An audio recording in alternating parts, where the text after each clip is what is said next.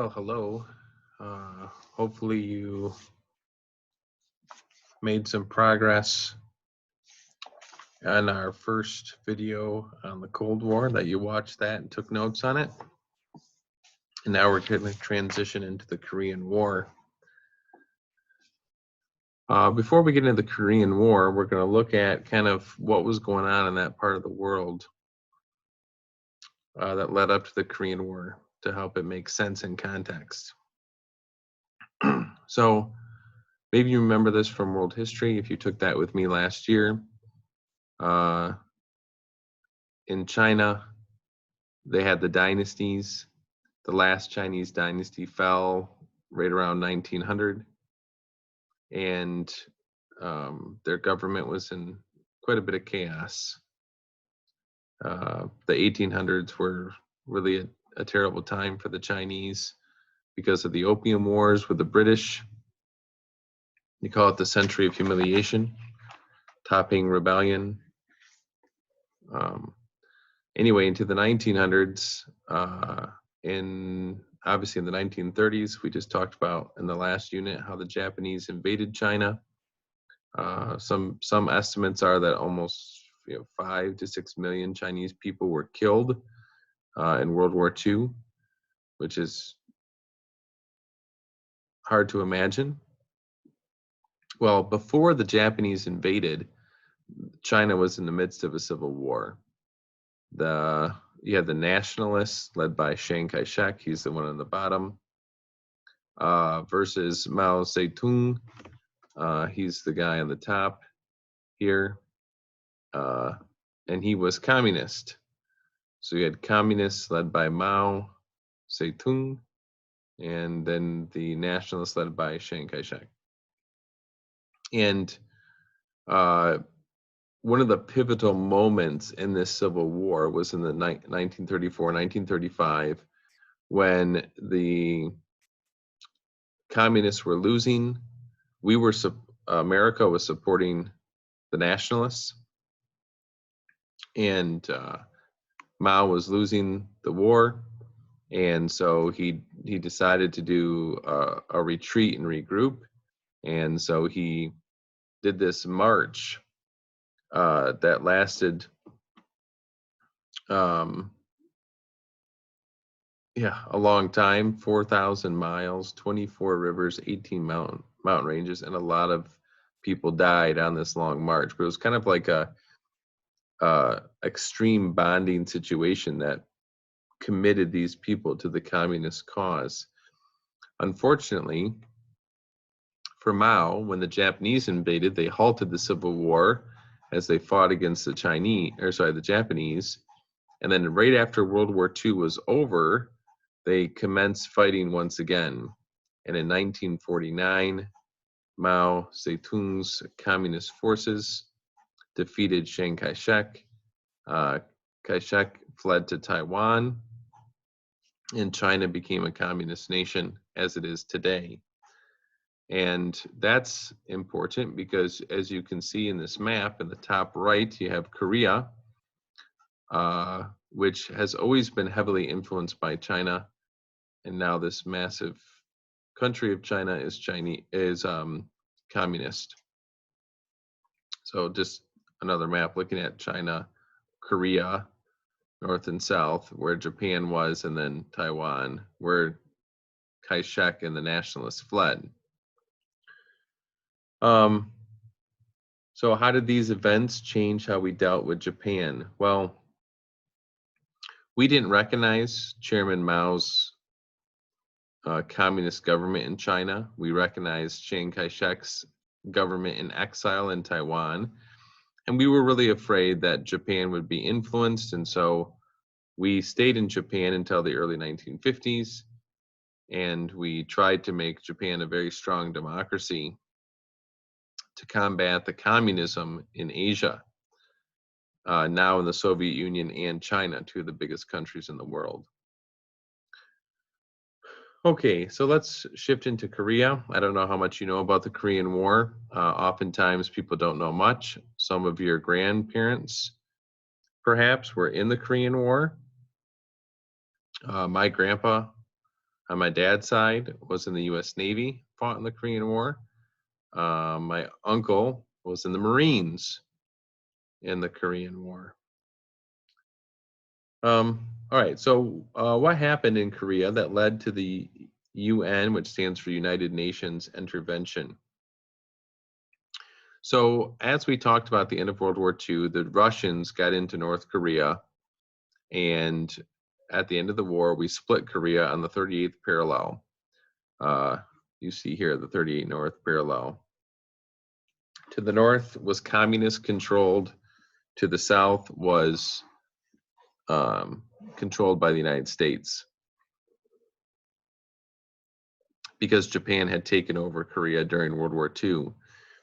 And what happened was the communist leader of North Korea invaded South Korea in 1950, June 25, and wanted to take over the whole country and force it into communism.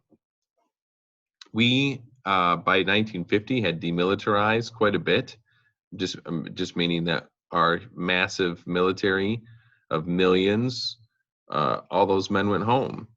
And so we had some men in Japan, but we didn't have a lot for armed forces at all.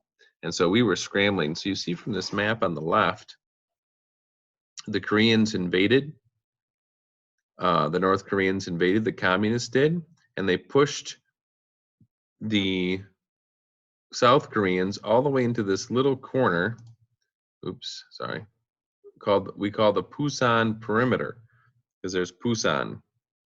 And basically we're almost defeated. And MacArthur, Douglas MacArthur, we talked about with the Philippines and such in World War II, decided that he didn't want to land troops at Pusan and try to push the North Koreans back. What he did is he actually swung around and landed at Incheon, right around September of 1950. Kind of getting my head of myself here, but all these things kind of work together. So you see that in the notes. So we land our invasion at Incheon and head right to Seoul, the capital of South Korea. And we completely go around the Pusan perimeter and surprise the North Koreans.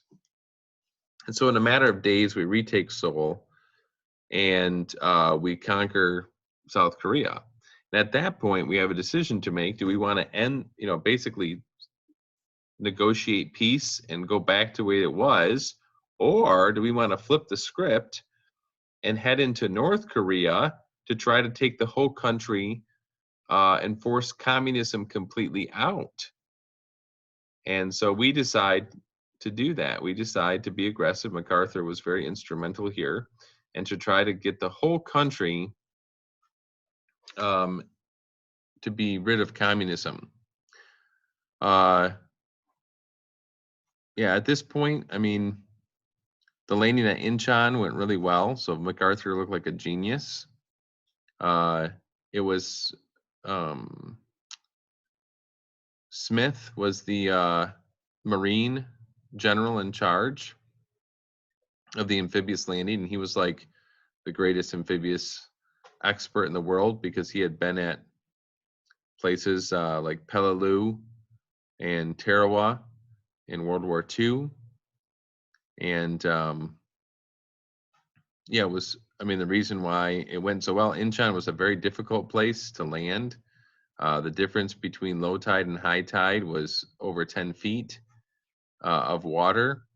There was a seawall. It was a really difficult place to do a landing, and without the experience of General Smith, it would not have worked. Anyway, so we head into North Korea towards the winter of 1950, and there's a lot of warning signs that the Chinese are going to get involved, and MacArthur refuses to believe it. He's so certain that we're going to conquer North Korea by Christmas. The men that we send into North Korea don't even have adequate winter clothing, and it's cold in North Korea. It gets cold. You'll see that. Like Battle of the Bulge was cold. This was colder. And the Chinese were basically warning us that if we got close to their border, they would get involved in the war. And we thought they were bluffing, or MacArthur did. Many people didn't, but MacArthur thought they were bluffing. And by December of 1950, we were all the way up towards the Yalu River, which is the border between North Korea and China. And sure enough, the Chinese came pouring over the border and drove us back.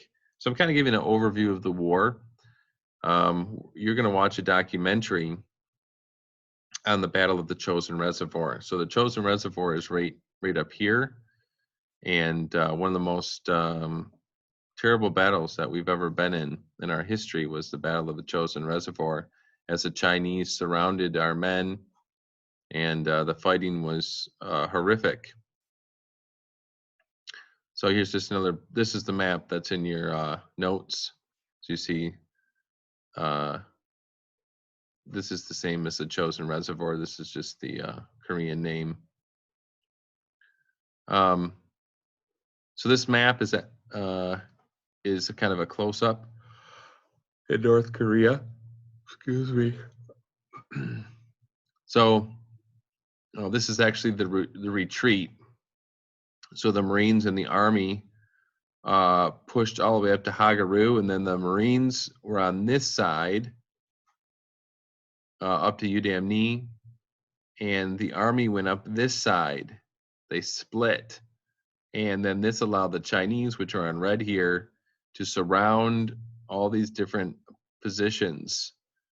And the Chinese strategy was to surround each position and then overrun each position and destroy us. So that's what the this documentary you're going to watch is about. It's about how we got up into the Chosin Reservoir area, and the Chosin Reservoir was frozen because it was December and below zero, and then how these men got out, or some of them did, fought their way out.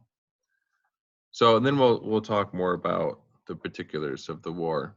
So there's an introduction, and I mean, this documentary to me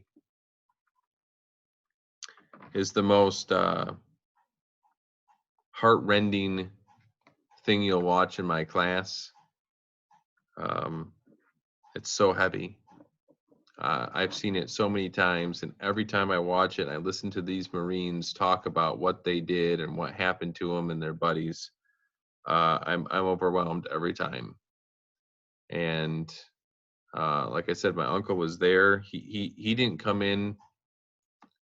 He wasn't up in the Chosin Reservoir. He came into the war just after they were fighting on their way down.